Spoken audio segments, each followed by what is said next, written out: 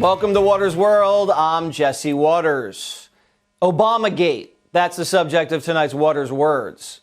I'm proud of the fact that with 2 weeks to go, we're probably the first administration in modern history that hasn't had a major scandal in the White House. What a joke. The Obama people got caught this week, and it looks like it goes straight to the top. Let's start here. Remember these Obama officials who told the country Trump was a traitor? What a great case officer Vladimir Putin is. He knows how to handle an asset, and that's what he's doing with the president. Do you still believe the president could be a Russian asset? I think it's possible. President Putin's got a very high return on his investment. He's taken a series of steps that had Vladimir Putin dictated them, he couldn't have mirrored more effectively. These horrible people were lying on national television, and they knew they were lying. They just didn't think they'd get caught. Well, we caught them. When House Republicans put them under oath in 2017, every single one of them said they'd seen no evidence of collusion. So American patriot Rick Grenell, acting director of national intelligence, released the transcripts of these lowlives admitting there was never collusion. You ready? James Clapper, quote, never saw any direct empirical evidence. Samantha Power, I am not in possession of anything. Susan Rice, I don't recall evidence to that effect. And Andrew McCabe on the Steele dossier, we have not been able to prove the accuracy. So the Obama administration wiretapped, spied on, and investigated their political opponents, and they never had any evidence of collusion. They didn't have any then, and they don't have any now, because there was no collusion. It was a frame-up. Now, what they did was they went on TV and told everybody Trump was a traitor, though. Adam Schiff did too. These people are evil and they're sick. I hate them for what they did to this country. And I'll never forgive them. And I'll never forgive them for what they did to Michael Flynn, a 3-star general who spent 30 years protecting America. The Department of Justice finally dropped the case against him.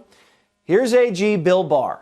What should Americans take away from your actions in the Flynn case today? I want to make sure that we restore confidence in the system. There's only one standard of justice. When history looks back on this decision, how do you think it will be written? Well, history's written by the winners, so it largely depends on who's writing the history. You know, that's funny, but it's also true. And that's why this November is so important. These disgraceful people will rewrite history if they get the chance.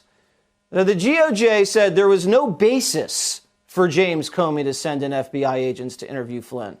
The DOJ said the interview was unjustified and had nothing to do with a legitimate investigation.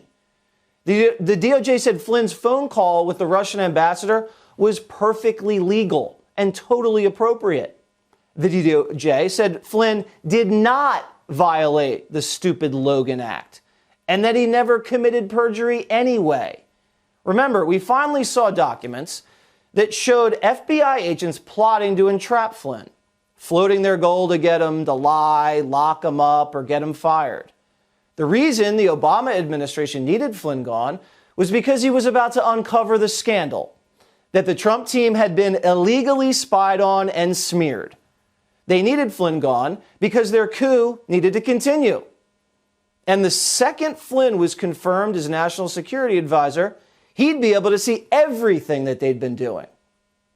Now, the president fumed over this injustice earlier. I hope a lot of people are going to pay a big price because they're dishonest, crooked people. They're scum, and I say it a lot. They're scum. They're human scum. The Obama administration, Justice Department was a disgrace. And they got caught. They got caught. Very dishonest people. But much more than dishonest. It's treason. It's treason. Strong words. And they're backed by facts. New documents tell us everything. They'd opened up an investigation on Flynn just because he was on the Trump campaign and he traveled to Russia once. The Steele dossier was a Hillary hit job. And it was all just Russian disinformation. And they knew it. And they used it anyway to get a warrant. The FBI had doctored evidence to listen to Carter Page's phone calls. The Papadopoulos conversation at the bar, CIA set up. The Manafort Black Book was a fake tip from Clinton's Ukrainian contacts. the spies, the wiretaps. Flynn was about to find out all. So Obama's team illegally leaked Flynn's classified phone call to create a Russian cloud around him and then sneak FBI agents into the White House to take him out. Barack Obama knew what was going on. New transcripts show Obama was aware of the intimate details of Flynn's call, a call that wasn't criminal at all. This raised eyebrows because Obama hated Flynn, fired him in 2014, and told Trump not to hire him. It makes sense now, doesn't it? As we told you last week, Flynn clashed with Obama's CIA. He didn't like how political they were and believed they were covering up the truth about al-Qaeda. On January 5th, 2017, during the transition, Obama DOJ official Sally Yates attended an Oval Office meeting with Comey, Biden, Brennan, Rice, and Clapper, according to these documents. They were discussing Russian election interference, which they'd obviously use as an excuse for Hillary losing. And after the briefing, Obama asked Yates and Comey to stay behind and said he had learned of the information about Flynn and his conversation with the Russian ambassador. Obama was seeking information on whether the White House should be treating Flynn any differently, given the information. Yates recalled James Comey mentioning the Logan Act in front of the president, which ended up being the BS excuse for unleashing the sting. Another memo says Biden stayed behind too and witnessed the conversation. Now, remember the Strzok Page text that came out? Remember this one? The White House is running this. POTUS wants to know everything we're doing.